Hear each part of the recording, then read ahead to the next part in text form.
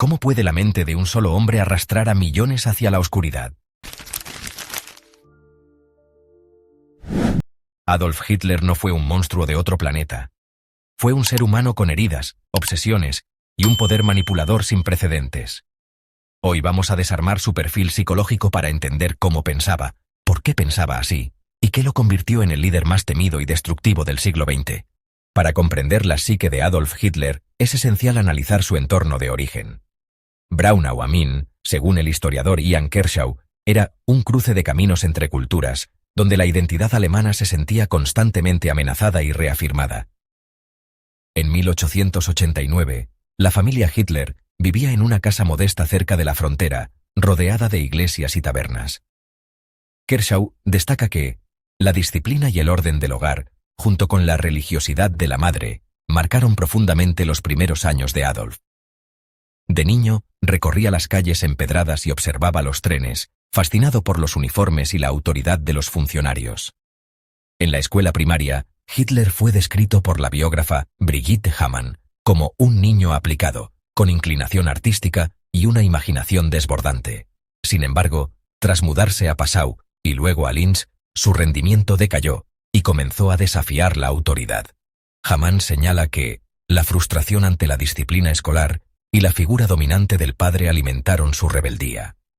En casa, la familia mantenía costumbres como cenar juntos a la luz de lámparas de aceite y leer en voz alta historias populares alemanas, reforzando la tradición y el sentido de pertenencia.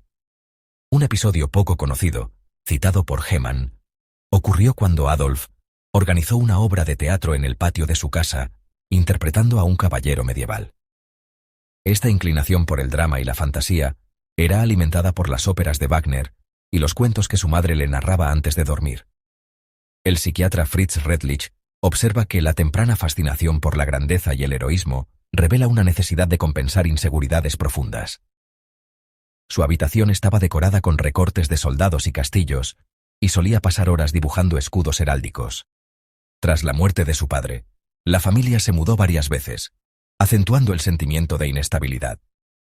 Hamann subraya que la madre, Clara, protegía a Adolf y guardaba sus dibujos y boletines como tesoros, convencida de su destino especial. En Viena, Hitler frecuentaba museos y copiaba obras de arte, pero evitaba socializar. Redlich añade: el aislamiento y la pérdida materna profundizaron su tendencia a la introversión y la nostalgia. Comenzó a escribir cartas a antiguos compañeros, relatando sus aspiraciones artísticas y su añoranza por el hogar perdido. El rechazo de la Academia de Bellas Artes de Viena fue, según Kershaw, un golpe devastador que marcó el inicio de su resentimiento hacia las élites. Obligado a vivir en pensiones baratas, vendía postales pintadas a mano en cafeterías. Redlich destaca que la humillación y el aislamiento reforzaron su tendencia a culpar a otros de sus fracasos. En cartas, Hitler justificaba sus derrotas culpando a la injusticia del sistema y a la falta de visión de los académicos. En los albergues de Viena, Hitler compartía habitación con obreros y desempleados, y pasaba horas en la biblioteca pública leyendo sobre historia germánica y arquitectura. Redlich señala que la soledad y la obsesión por la lectura alimentaron su visión paranoica y su resentimiento social. Solía visitar la iglesia votiva para admirar sus vitrales y soñar con diseñar edificios monumentales. Sus largas caminatas por el Ringstrasse eran, según Hamann, una búsqueda de sentido y pertenencia en una ciudad indiferente. En la Viena de principios de siglo, Hitler asistía a mítines políticos y leía panfletos antisemitas en los cafés. Kershaw afirma que la fascinación por la propaganda y la retórica política se mezcló con una profunda inseguridad personal. Coleccionaba recortes de periódicos y pegaba frases en su diario. Así, su personalidad se fue moldeando entre la marginación social, la búsqueda de reconocimiento y la absorción de ideologías extremas, como concluye Redlich. La infancia y juventud de Hitler muestran la interacción entre vulnerabilidad psicológica y contexto social. Tras la Primera Guerra Mundial, Hitler buscó explicaciones para la derrota alemana en lecturas y teorías conspirativas.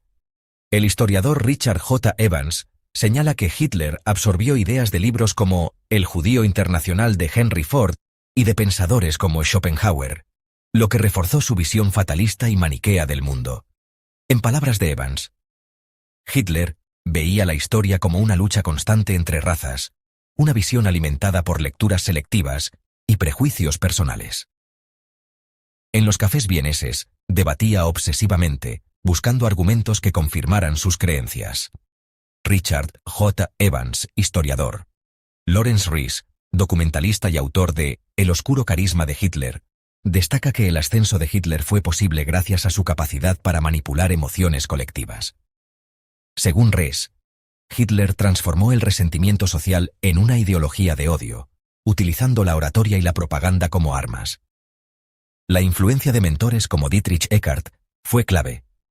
Eckart le enseñó a Hitler a convertir el discurso en espectáculo y a rodearse de ideas extremas que reforzaban su visión de superioridad. Lawrence Rees, documentalista. La psicóloga Alice Miller, en su análisis sobre la infancia y personalidad de Hitler, subraya que su pensamiento se caracterizaba por la rigidez y la negación de la empatía. Miller afirma: Hitler utilizó la cultura y la filosofía como justificación para su narcisismo y su incapacidad de reconocer el sufrimiento ajeno. Su lectura de Nietzsche fue superficial y distorsionada, adoptando solo aquello que reforzaba su visión autoritaria y excluyente. Alice Miller, psicóloga. En su biblioteca personal, Hitler acumuló miles de volúmenes de historia, pseudociencia racial y tratados militares. Richard J. Evans destaca que Hitler subrayaba obsesivamente pasajes sobre destino y pureza, buscando en la letra impresa una legitimación intelectual para sus prejuicios. Esta obsesión por justificar sus ideas a través de la lectura reforzaba su pensamiento dogmático y excluyente. Lawrence Rees observa que Hitler solo retenía aquello que servía a su visión maniquea. Su cultura era utilitaria, una herramienta para manipular y autoafirmarse ante sus seguidores. Así, la filosofía y la historia se convirtieron en instrumentos de poder, y la retórica en un medio para contagiar sus creencias a las masas. El resultado fue un pensamiento polarizado y defensivo. Alice Miller concluye que Hitler dividía el mundo en opuestos irreconciliables, eliminando la complejidad y justificando cualquier acción en nombre de una supuesta misión histórica. Esta visión simplista, alimentada por lecturas sesgadas y mentores radicales, fue el motor de su ideología destructiva. Así, las creencias de Hitler se transformaron en discursos colectivos que resonaron en una nación herida.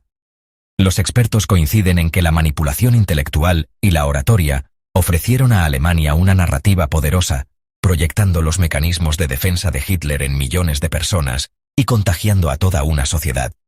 Testimonios de Evans, Rees y Miller, citados en documentales y publicaciones internacionales. El caso de Hitler demuestra, según estos especialistas, cómo la selección de lecturas, la influencia de mentores y la manipulación de ideas pueden moldear no solo una mente, sino el destino de una nación. Es un recordatorio de la importancia de cuestionar, contrastar y no dejarse seducir por discursos que explotan el miedo y la división.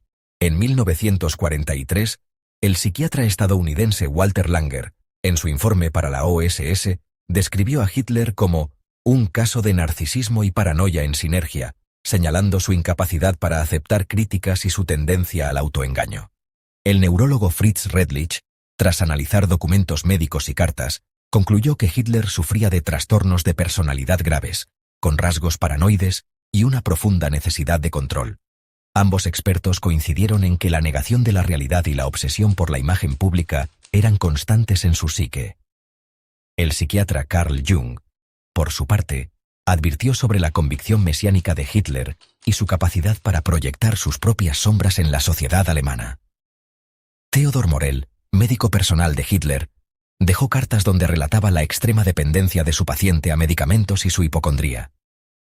Morell describía episodios de ira súbita y una necesidad compulsiva de controlar cada detalle de su entorno.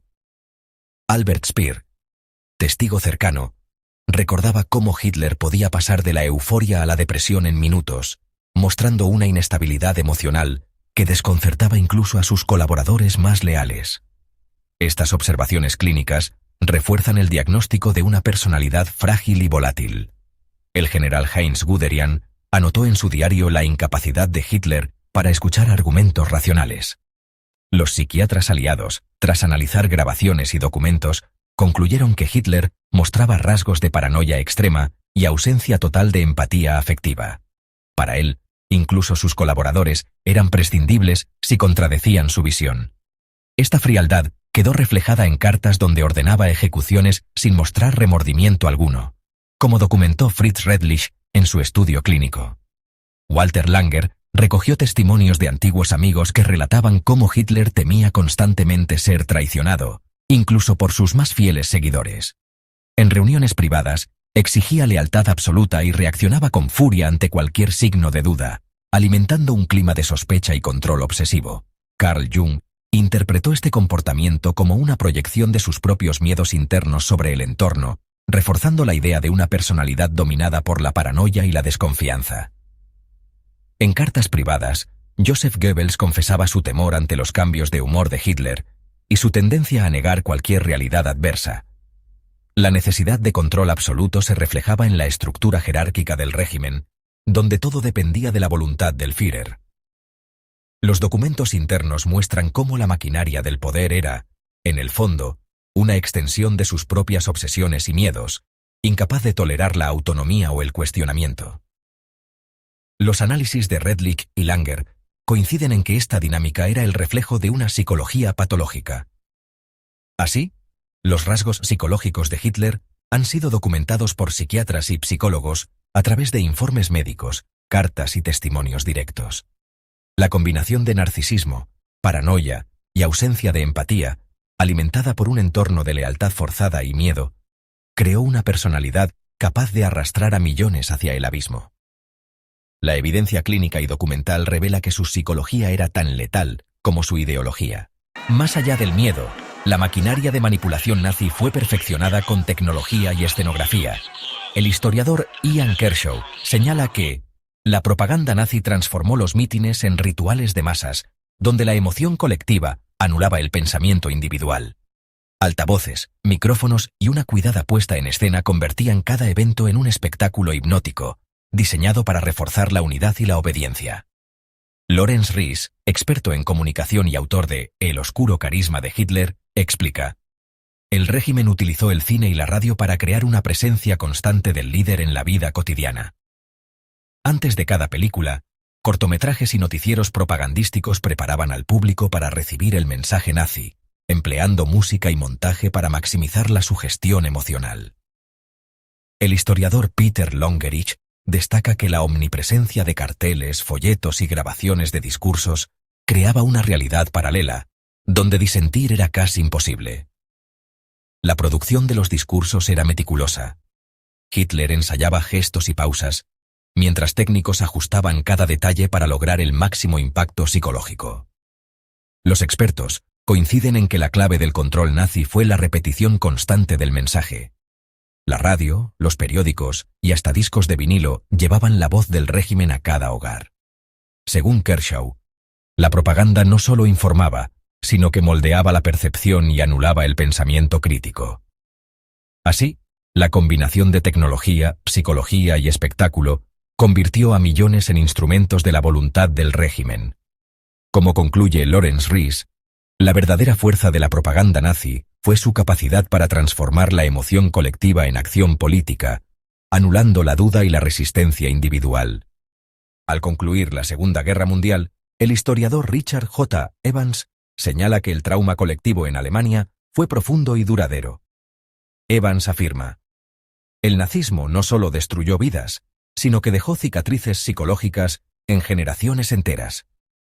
Periódicos internacionales describieron a Hitler como un enigma, pero los expertos coinciden en que el verdadero impacto se percibió en la vida cotidiana de los sobrevivientes, marcados por el miedo y la desconfianza. La psicóloga Alice Miller analizó cómo la represión emocional y el autoritarismo influyeron en la sociedad alemana de posguerra. Miller escribió: el silencio y la negación fueron mecanismos de defensa colectivos, pero también fuentes de sufrimiento prolongado. Las calles de Berlín, cubiertas de ruinas, reflejaban no solo la destrucción material, sino la necesidad urgente de reconstrucción moral y psicológica. El sociólogo Harald Welser destaca que la memoria colectiva es fundamental para evitar la repetición de tragedias. Según Welser, la prevención comienza con la memoria y la empatía. Solo así, una sociedad puede aprender de su pasado. Testimonios de sobrevivientes y reflexiones de expertos subrayan la importancia de enfrentar el pasado con honestidad para construir una convivencia más humana. La historia nos advierte, pero la responsabilidad de aprender es personal. ¿Seremos capaces de reconocer las señales del fanatismo y fortalecer nuestra conciencia ante la manipulación? El futuro depende de la memoria, la reflexión y la humanidad de cada uno.